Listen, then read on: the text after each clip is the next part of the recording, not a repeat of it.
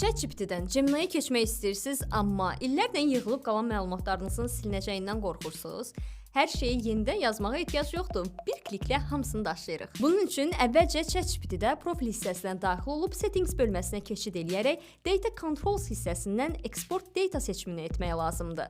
Təsdiqləndikdən sonra ChatGPT hesabımıza bağlı e-mail ünvanına məlumatlarımızı yükləmək üçün link göndərir. Bizə lazım olan isə həmin linkdən danışıq tarixçəmizi zip formatında yükləməkdir. Daha sonra Gemini-yə daxil olub settings bölməsini açaraq Import Memory to Gemini və ya Import Chat seçiminə klik edirik. ChatGPT-dən yüklədiyimiz zip faylını əlavə edib bir qədər gözlədikdən sonra Gemini əvvəlki chat tarixçəsini analiz edib həmin məlumatları özündə göstərməyə başlayır. Belə dostlar, süni intellekt platformaları arasında keçid etmək istəyirsinizsə, bu metod işinizi xeyli asanlaşdıra bilər.